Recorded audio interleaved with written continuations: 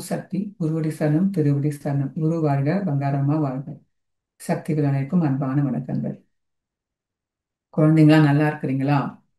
குழந்தைங்களா அம்மாவுடைய அருள்வாக்கு, அம்மாவுடைய தல வரலாறு புத்தகங்கள், மேல்மருவத்தூர் அற்புதங்கள் இதெல்லாம் நீங்க கொஞ்சம் கொஞ்சமா படிக்க ஆரம்பிக்கணும். அம்மாவுடைய அருள்வாக்குல ஒண்ணு, யார் ஒருத்தர் இந்த மேல்மருவத்தூர் அற்புதங்கள் புத்தகத்தை சிரத்தையோட படிச்சு முடிக்கிறாங்களோ, படிச்சு முடிச்சு 48 மணி நேரத்துல மருவத்தூர் நிப்பாங்களாம். அந்த அளவுக்கு அவங்களுக்கு அந்த மனம் பக்குவப்பட்டு ஈர்ப்பு வருமா. நிறைய பேர் அது மாதிரி நடந்திருக்குது. அதனால தல வரலாறு, மேல்மருவத்து அற்புதங்கள், அம்மாவுடைய வரலாற்று புத்தகங்கள்லாம் கொஞ்சம் கொஞ்சமா படிச்சு எல்லாம் தெரிஞ்சுக்குங்க. இதனால நம்ம பாவங்கள் கர்ம வினைகள்லாம் நிறைய கழியுது. அதனால பல நன்மைகள் நமக்கு கிடைக்கும். சரி, அம்மாவுடைய அருள்வாக்க பார்ப்போமா? தெய்வத்திடம் வேண்டும் போதும் அருளும் பொருளும் அமைதியும் வேண்டும் என்று வேண்டிக் கொள்ள வேண்டும். உன் மனதில் உள்ள எண்ணத்திற்கு ஏற்பவே உனக்கு நல்லதும் கெட்டதும் நடக்கின்றது. அது வேணும் இது வேணும் என்று கேட்காதே, உன் அருள் வேண்டும் என்று கேள் மகனே. என்னையே கேள் மகனேன்னு அம்மா சொல்றாங்க. அருள் வேணும், பொருள் வேணும், இது வேணும், அது ஒண்ணுன்னு கேட்காத. உன் அருள் மட்டும் இருந்தா போதுமா? என் அருள் மட்டும் இருந்தா எல்லாமே வந்துரும்ன்றாங்க. சரி, நம்ம என்ன செய்யறோம்? கடவுள்கிட்ட எப்ப பார்த்தாலும் எனக்கு இது வேணும் அது ஒண்ணும் கேட்காதன்னு அம்மா சொல்லுது. நாம நினைக்கிறோம் இந்த இறைவன் எப்ப பார்த்தாலும் நம்ம கேட்கறத கொடுக்கவே மாட்றாரு, நம்ம தேடிக்கிட்டே இருக்கிறது கிடைக்க மாட்டுது, நம்ம எதிர்பார்த்து இயங்கி இருக்கிறது நமக்கு நடக்கவே மாட்டுது. எல்லார் வாழ்க்கையிலும் அப்படித்தான். நம்ம கேட்டு கேட்டு இருக்கிறோம், நமக்கு கிடைக்க மாட்டுது. நம்ம தேடிக்கிட்டே இருக்கிறோம் ஒண்ணு, அது நமக்கு கிடைக்கவும் மாட்டுது. அதை கொடுக்கவும் மாட்டாரு, கிடைக்கவும் மாட்டுது. நம்ம எதிர்பார்த்து ஏங்குங்கிற ஒரு விஷயம் நடக்கவும் மாட்டுது. அப்ப இதெல்லாம் நம்ம நடக்கணும்னா நம்ம என்ன செய்யணும்? நம்ம தேடுறது கிடைக்கணும், நம்ம கேட்கறது கிடைக்கணும், நம்ம எதிர்பார்த்து ஏங்கினே செய்யற செயல் நமக்கு கைக்கு கிடைக்கணும். அது நல்லபடியா நடக்கணும் அந்த விஷயம். அதுக்கு நம்ம என்ன செய்யணும்? அதுக்கு இந்த கதையை பார்ப்போமா? ஒரு ஊர்ல ஒரு பெரிய செல்வந்தர் ஒருத்தர் இருந்தார்.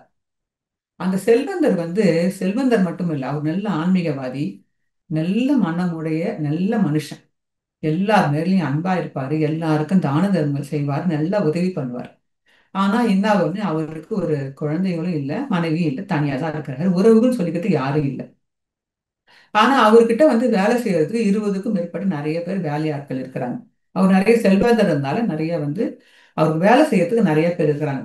அந்த வேலையாட்கள் மேலெல்லாம் அவர் ரொம்ப அன்பா இருப்பார், பாசமா இருப்பாரு. அவங்களுக்கு அவங்க ஊதியத்துக்கு அவங்க வேலை செய்யறாங்கன்னா அதுக்கு தகுந்த போல ஊதியமும் கொடுத்து, அவங்க கஷ்டப்பட்டாங்கன்னா அதுக்கு மேல அவங்களுக்கு எந்த உதவியா இருந்தாலும் செய்வார். அப்படியாப்பட்ட நற்குணங்கள் உடையவர். ஒரு நாள் அவர் யோசிச்சார். என்ன யோசிச்சார்னா, நாம இப்ப நமக்கு அப்புறம் இந்த செல்வத்தெல்லாம் யார் பார்த்துப்பாங்க? இதுக்கு யாராவது ஒருத்தரை நிர்ணயிச்சுட்டு போகணுமே. அதனால நம்ம என்ன செய்யலாம்னா, நம்ம செல்வம் எல்லாம் இருக்குது, இந்த செல்வத்தை கொண்டு நம்ம என்ன பண்ணலாம்னா, ஒரு மடாலயம் ஒண்ணு வச்சு முதியோர்களுக்கு எல்லாம் உதவி பண்ற மாதிரி அந்த மடாலயம் அமைச்சிட்டு, மேலும் ஆதரவற்ற குழந்தைகள் இருக்கிறாங்க, பெண்கள் இருக்கிறாங்க, முதியோர் இருக்காங்க, பெரியவர்கள் ஆதரவற்றக்காரங்க எல்லாருக்குமே அங்க எல்லா வசதியும் செய்து கொடுக்கறதுக்கு நம்ம ஏற்பாடு பண்ணணும்னு நினைச்சா. நல்லது தானே அது செய்யறது. அதனால அவர் என்ன பண்ணாராம், அதை இவருக்கு கூட உதவி செய்யறதுக்கு ஒரு பணியாள் வேணும், இவருக்கு உதவி செய்யறதுக்கு ஒரு நேர்மையான ஒரு ஆள் வேணும். அதனால என்ன சொன்னாராம், நேர்மையான ஒரு ஆள் வேணும், அதுக்கு வெளியில இருந்து யாரும் ஆள் கூப்பலாம்னு யோசிச்சார். வெளியில இருந்து ஆள் கூப்பிடுற நேரம் நம்ம கிட்டயே 20 பேருக்கு மேல வேலை செய்யறாங்க தானே, இவங்கள யாரையாவது ஒருத்தவங்கள இவங்க யாரையாவது நம்ம நியமிப்போம்னு சொல்லிட்டு. ஆனா அவங்க பண ஆசை இல்லாதவங்களா இருக்கணும், நேர்மையானவங்களா இருக்கணும், கடவுள் மேல பக்தி உள்ளவங்களா இருக்கிறவங்களால மட்டும்தான் எந்த மாரி முதியோர்கள் இல்லங்களையும் அனாதைகளையும் ஆதரிக்கிறதுக்கும் பக்குவமுடையவங்களா இருப்பாங்க. அதனால என்ன பண்ணாரு, எல்லாருக்கும் ஒரு சோதனை வைக்கணும்னு சொல்லிட்டு எல்லாரையும் கூப்பிட்டார். எல்லாரையும் கூப்பிட்டு ஒரு இடத்துக்கு கூப்பிட்டு எல்லாரையும் நிக்க சொல்லிட்டு எல்லாருக்கும் முன்னாடி ஒரு டேபிள் போட்டு, அந்த டேபிள் மேல 2 பெட்டி வச்சிருந்தாராம். ஒவ்வொருத்துக்கு முன்னாடி ஒரு டேபிள், 2 பெட்டி. ஒரு பெட்டியில அந்த பெட்டி நிறைய பணமும், இன்னொரு பெட்டியில கடவுளுடைய புகழ பாடுற நூல்கள். அதை நம்ம அம்மாவுடைய மேல்மருவத்தூர் அற்புதங்கள், தல வரலாறு மாரி இதிகாச நூல்கள் எவ்வளவு இருக்குது, நிறைய புராண வரலாறு நூல்கள், கடவுளுடைய அவதார புருஷர்களுடைய வரலாற்றை கூற நூல்கள் நிறைய இருக்குல்ல. அதே மாதிரி ஒரு நூலோட பேரை மட்டும் அதுல எழுதி வச்சுட்டு எல்லாரையும் அந்த டேபிளுக்கு முன்னாடி நிக்க வச்சு, உங்களுக்கு முன்னாடி 2 பொட்டி இருக்குது, இந்த 2 பொட்டியில நீங்க எது வேணாலும் எடுத்துக்க, பணத்தை வேணாலும் எடுத்துங்க, அந்த வரலாற்று நூலை வேணாலும் எடுத்துக்க, கடவுளுடைய நூலை வேணாலும் எடுத்துங்க, ஆனா நீங்க யார் எது எடுத்தாலும் நான் தப்பா எடுத்துக்க மாட்டேன். உங்க மேல இருக்கிற மரியாதை அதே மாதிரி தான் இருக்கும். நான் யாரையுமே எதுவுமே சொல்ல மாட்டேன். நான் நடந்துக்கிற விதமும் பிறகும் அதே மாதிரி தான். நீங்க பணத்தை எடுத்தாலும் சரி, இதை எடுத்தாலும் சரி, என்னுடைய குணங்கள் வந்து எதுவும் மாறாது. நான் தப்பா எடுத்துக்க மாட்டேன். நீங்க எது வேணாலும் எடுத்துக்கங்க. உங்க குடும்ப சூழலுக்கு ஏத்த மாதிரி நீங்க எது வேணாலும் எடுத்துக்கங்க. ஆனா நான் உங்களுக்கு இது ஏன் வைக்கிறேன்னா, நான் எனக்கு கிடைத்த பணம் முழுக்க கடவுள் அருளால எனக்கு கிடைச்சது. அதனால கடவுளுக்கு வந்து கடைசியில வந்து நான் வந்து கனவு காட்டணும். அதனால நான் வந்து இதை மாரி வச்சிருக்கிறேன். உங்களுக்கு எது வேணுமோ எடுத்துக்கன்னாங்களாம்.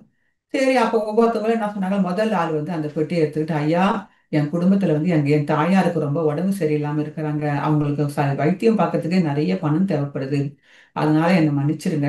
நான் வந்து இந்த புராண வரலாறு கடவுளை பத்தி இந்த நூலை மதிக்கிறேன். நான் போட்டுறேன். ஆனா எனக்கு இப்போதைக்கு என்னோட குடும்ப சூழ்நிலை எனக்கு பணம் தான் தேவைப்படுது. நான் பணத்தை எடுத்துக்கிறேன்னு சொல்லிட்டு ஒருத்தர் பணத்தை எடுத்துக்கிறாங்க. ரெண்டாவது ஒருத்தவரும் அதே மாதிரி, ஐயா, என்னோட குடும்ப சூழ்நிலை, ஐயா, என் குழந்தைங்க எல்லாம் எனக்கும் நான் இந்த புராண நூலை வந்து நான் மதிக்கிறேன். இந்த இறைவனோட வரலாறு நூலை மதிக்கிறேன். அதோட புகழ் எனக்கு தெரியும். ஆனா எனக்கு குழந்தைங்க எல்லாம் இப்ப எல்லாம் குடிசை ஓலை வீட்டுல இருக்கிறாங்க. ஒரு குடிசை கூட இல்லாம என் குழந்தை கஷ்டப்பட்டுக்கிறாங்க. அதனால என் குழந்தைங்களுக்கு எப்பயாவது வாழ்நாள் ஒரு நாளாவது குடிசை கட்டி அதுங்களுக்கு அந்த குடிசை வீட்டுல வாழ வைக்கணும் போல எனக்கு ஆசையா இருக்குது ஐயா. அதனால என் குழந்தைங்களுக்காக வேண்டி நான் இந்த பணத்தை மட்டும் எடுத்துக்கிறேன். இதே மாதிரி ஒவ்வொருத்தவங்களும் ஒவ்வொரு காரணம் சொல்லி எல்லாரும் நான் பணம் எடுத்துக்கிறேன், பணத்தை எடுத்துக்கிறேன்னு சொன்னேன். இவருக்கு என்னடா எல்லாருமே பணத்தை எடுத்துக்கிட்டாங்களா, ஒருத்தவங்க கூட நம்மளுக்கு இதை எடுக்கிறதுக்கு ஆள் இல்லையான்னு நினைச்சிருந்தப்ப, அப்ப கடைசியா ஒரு பையன் வந்தான். அந்த பையனும் தான் இவங்க எல்லாரோடையும் அந்த பையனும் என்ன பண்ணா, இவங்க எல்லாரோடையே மோசமான நிலைமையில வாழற பையன், ஏழ்மையில இருக்கிற பையன். அவனும் என்ன பண்ணா, பணத்தை மட்டும் கையில எடுத்து, ஐயா, எனக்கு வந்து எங்க அம்மா வயசானவங்க, எங்க அப்பா இல்லை, எங்க அம்மா வயசானவங்க, என்னோட குடும்ப சூழல் உங்களுக்கே தெரியும். எனக்கு ரெண்டு அக்கா கல்யாணம் ஆகாம இருக்கிறாங்க, ரெண்டு தங்கச்சியும் கல்யாணம் ஆகாம இருக்கிறாங்க. அதனால அவங்க எல்லாருக்குமே நான் கல்யாணம் பண்ணி விடணும். எனக்கும் என்னோட குடும்ப சூழ்நிலை பிரகாரம் நான் எல்லாரோட வறுமை நிலையில இருக்கிறேன். எனக்கும் பணம் தான் தேவை. ஆனா நான் இப்போது இந்த பணத்தை எடுக்கலையா, நான் இந்த வரலாற்று நூல்கள் இறைவனை பத்தி இந்த புகழப்பாட்டு இந்த நூலை மட்டும்தான் நான் எடுக்க போறேன்னு சொல்லிட்டு அந்த நூலை எடுத்துட்டு சொன்னானா. நான் ஏன் இந்த நூலை எடுத்தேன்னா, எங்க அம்மா தினமும் காலையில எழுந்த உடனே எங்க எல்லாரையும் உட்கார வச்சு இந்த இறைவனை புகழப்பாடுற இந்த நூலை பத்தி படிச்சு படிச்சு எங்களுக்கு சொல்லுவாங்க. அதனால நான் எடுத்துக்கிறேன். அதுவும் இல்லாம எங்க அம்மா எனக்கு ஒரு வாசகம் சொல்லுவாங்க. என்னன்னா, அந்த வாசகம் என்னன்னா, ஏழ்மை என்பது இறைவனால் அருளப்பட்டதுதான். அதாவது ஏழ்மை என்பது இறைவனால் அருளப்பட்டது. அதனால் ஏழ்மையை கண்டு யாரும் கவலைப்படக்கூடாது. ஏழ்மையை இருக்கிற இறைவன் ஏழ்மையை தந்த நமக்கு இறைவன் கண்டிப்பா நமக்கு ஒரு நாளைக்கு நம்ம வாழ்வதற்கான வழிமுறைகளை இறைவன் கண்டிப்பா செய்துக்கிட்டு தான் இருப்பான். செடியை வச்சு தண்ணி ஊத்துறான்ல, அதே மாதிரி இறைவன் நமக்கு ஏழ்மை கொடுத்த இறைவனார் அருளப்பட்ட இந்த ஏழ்மைக்கு இறைவன் என்னைக்கு ஒரு வழிகாட்டிக்கிட்டே தான் இருப்பான். அதனால நம்ம அந்த ஏழ்மையை கண்டு கஷ்டப்பட வேணாம், துவள வேணாம் சொல்லிட்டு எங்க அம்மா அடிக்கடி சொல்லுவாங்க. அதனால நான் ஏழ்மையா இருந்தாலும் பரவாயில்லையா, நான் இந்த புத்தகத்தையே நான் எடுத்துக்க போறேன்னு சொல்லிட்டு அந்த புத்தகத்துல இருக்கிற பணப்பெட்டியை கீழே வச்சுட்டு புத்தக பெட்டியை மட்டும் கையில எடுத்துக்கிட்டு அந்த புத்தக பெட்டியை திறந்து பார்த்தானாம். புத்தக பெட்டியை திறந்து பார்த்து புத்தகத்தை எடுக்கலான்னு பார்த்தா அது உள்ள ரெண்டு பை இருக்குதான். அந்த பை உள்ள புத்தகம் இருந்தது. புத்தகத்துக்கு கீழே வந்து ரெண்டு பை இருந்தது. அந்த பை உள்ள ஒரு பை நிறைய பார்த்தா வெறும் பணமா இருந்தான். இன்னொரு பையில பார்த்தா அந்த செல்வந்தருடைய சொத்துல பாதி சொத்து எழுதி வச்சிருந்த உயில் இருந்துதான். இந்த செல்வந்தருடைய பாதி சொத்து உயில் எழுதி வச்சிருந்தாங்க. இந்த பையனுக்கு பார்த்த உடனே ஒண்ணுமே புரியல. அங்க இருந்தவங்க எல்லாருக்குமே அதிர்ச்சி ஆயிடுச்சு. என்னடா, இந்த பெட்டியில வந்து இவ்வளவு பணமும், இந்த வரலாற்று நூல்கள் இறைவனை பற்றி அந்த வரலாற்று நூல்களை எடுத்ததுல இவ்வளவு பணமும் இருக்குது, இறைவன் புத்தகமும் இருக்குது, செல்வந்தர்கள் பாதி சொத்து இருக்கு. எல்லாரும் ஆச்சரியப்பட்டாங்களாம். அப்பதான் அந்த செல்வந்தர் சொன்னாராம், அப்பா, இந்த செல்வமும் உனக்கு இனி இனி வந்து இந்த செல்வத்தை எல்லாம் எடுத்துக்கோ, இந்த உயிரை எடுத்துக்கோ.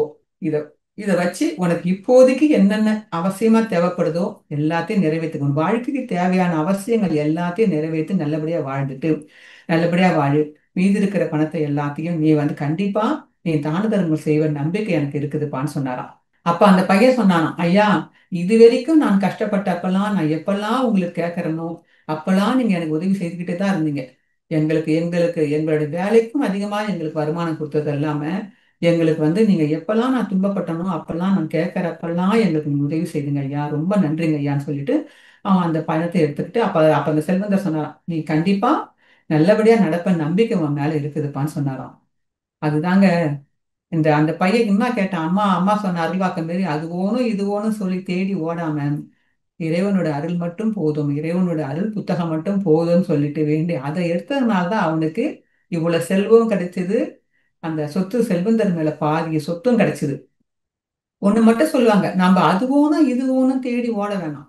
அது ஓணும் இது ஓணும் தேடி ஓடாம இறைவனை மட்டும் தேடி ஓடணும்னா என்ன நடக்குன்னா, அந்த இறைவன் என்ன பண்ணுவான்னா, நம்ம அது ஓணும் இது ஓணும் தேடி ஓடுறப்பெல்லாம் கிடைக்காதது எதெல்லாம் நமக்கு இம்ம நாளுக்கு கிடைக்காம நம்ம கைக்கு கிடைக்காம இருந்ததோ, நம்ம எப்ப இறைவனை தேடி ஓட ஆரம்பிக்கிறோமோ அப்ப இறைவன் நமக்கு இது வரைக்கும் கிடைக்காததெல்லாம் நம்ம கைக்கு கிடைக்க வைப்பாராம். அப்ப நம்ம தேடி ஓடி ஆடி சம்பாதிக்க சேர்ந்த பணம் எல்லாம் இதுவரை கிடைக்காதது எல்லாமே நமக்கு எந்த நேரத்துல எப்ப தேவையோ, நமக்கு தேவைக்கும் அதிகமான செல்வத்தை இறைவன் கொடுப்பானாம். எப்போ நம்ம இறைவனை தேடி ஓடுறப்ப நம்ம எந்த நேரத்தில் நமக்கு எது தேவையோ, இப்ப அந்த பையனுக்கு அந்த நேரத்தில் தேவைன்னு இறைவன் எப்படி கொடுத்தான் அதே மாரி நமக்கு தேவையான நேரத்தில் தேவைக்கு அதிகமான செல்வத்தை இறைவன் கொண்டு வந்து கொடுப்பான். எப்போ நம்ம இறைவனை தேடி ஓடுறப்ப அப்ப அந்த செல்வந்தர் மேல தான் இறைவன் நமக்கு சோதனை வைப்பானாம். என்ன அது செல்வத்தை கொடுத்து நமக்கு சோதனை வைப்பானாம். இவனுக்கு செல்வத்தை கொடுத்துருக்கிறேன், இந்த இவன் செல்வம் பக்கம் சாயிறானா இறைவன் பக்கம் சாயிறானான்னு பார்ப்பானாம். நம்ம எப்ப இறைவன் பக்கம் சாயிறோமோ, செல்வத்து பக்கம் சாயாமல் இறைவன் பக்கம் சாய்ந்தோம்னா அந்த இறைவன் என்ன பண்ணுவானா, நம்ம தேடி தேடி தேடி அலைந்ததெல்லாம் போதும் நம்ம ஓய்ந்து உட்கார்ற நேரத்துல நம்ம தேடாமையே நமக்கு தேவையானது எல்லாத்தையும் கொண்டு வந்து கொடுத்துருவான்.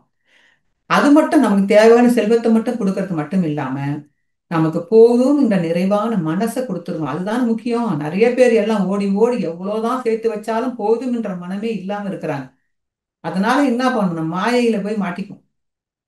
அதனால பல கெட்ட குணங்கள்லாம் நமக்கு வர ஆரம்பிச்சிடும். மாயையில போயிட்டோம்னா பிறவி வந்துடும். ஆனா போதும்ன்ற மனமே பொன் செய்யும்னு சொல்லுவாங்க பாரு. அதே மாதிரி அந்த இறைவனை மட்டும் போதுன்றப்ப இறைவன் நமக்கு தேவையான செல்வத்தையும் கொடுத்து அந்த போதும் என்ற பொன்னான மனசையும் நமக்கு நிறைவான மனசையும் இறைவன் கொடுத்துருவான். அதுதானே முக்கியம். அதனால அந்த செல்வந்தர் மேல் இறைவன் சோதிக்கும் போது நாம செல்வத்து பக்கம் சாயாம இறைவன் பக்கம் சாய்ந்தோம்னா, இறைவனே போதும் சொல்லி இறைவன் பக்கம் சாஞ்சி இருந்தோம்னா நிச்சயமா அந்த இறைவன் நம்ம பக்கம் இருப்பான் என்பது நிச்சயம். இந்த கதையில வந்த மாரிதான். அதனாலதான் எல்லாரும் நம்ம என்ன அம்மா என்ன சொல்றாங்க, அருளை கேளுங்க அருளை கேளுங்க அருள் இருந்தா எல்லாமே கிடைச்சிருமேன்னாங்க. இந்த கதையில வந்த மாரிதான் அம்மாவோட அருள்வாக்கம் படி ஒருத்தர் வந்து அம்மா கிட்ட வந்து அருள்வாக்கு கேட்க போனாராம். அருள்வாக்கு பண்ண பிறகு அம்மா கிட்ட போய் சொன்னாராம், அம்மா எனக்கு வந்து ரொம்ப பண கஷ்டமா இருக்குதுமா எனக்கு வீட்டுல. அம்மா சொல்லிச்சான், என்னையே கேளுடா மகனேன்னு சொல்லிச்சான். அப்புறம் சொன்னாராம், அம்மா என் பொண்ணுங்களுக்கெல்லாம் கல்யாணம் ஆகலமா கல்யாணம் பண்ணி வைக்கணுமான்னு சொல்லிச்சான். சொன்னாராம். உடனே அம்மா சொல்லிச்சான் அருள்வாக்கு, என்னையே கேளுடா மகனேன்னுச்சான். இன்னொன்னு சொன்னாராம், அம்மா எனக்கு தொழில் சரியா நடக்காம ரொம்ப கடன் தொல்லையா இருக்குதுமான்னு சொன்னாராம். என்னையே கேளுடா மகனேன்னு சொல்லிச்சுங்க. திருப்பி ஒண்ணும் ஒண்ணும் அம்மாட்ட அது கேட்க அம்மா என்ன சொல்றேன், டேய் முட்டாள், என்னையே கேளுடா மகனே சொல்றேன், இன்னால அது இதுவும் கேட்டுக்கிட்டே இருக்கிறியே, என்னையே நானே உங்ககிட்ட வந்துட்டேன்னா அது ஓணும் இது ஓணும்னு கேட்காதடா, என்னையே கேளுடா, என்னையே கேட்டுட்டு நானே வந்துட்ட பிறகு உங்ககிட்ட எல்லாமே வந்துட்ட மாரி தாண்டா அர்த்தம். அதனால என்னையே கேளுடான்னுச்சான். அது மாரி முதல்ல இருக்கிறவங்க எல்லாம் என்ன கேட்டாங்க, இந்த பெட்டியில இருக்கிறவங்க எல்லாம் பணத்தை எடுத்துக்கிறேன் பணத்தை எடுத்துக்கிறேன் பணத்தை எடுத்துக்கிறாங்க. ஆனா கடைசியில அந்த பையன் மட்டும் நான் இறைவன் அருள் இருந்தால் போதும், இறைவனோட அருள் புத்தகம் இருந்தா போதும் நினைச்சு அந்த புத்தகத்தை மட்டும் எடுத்தான் பாருங்க.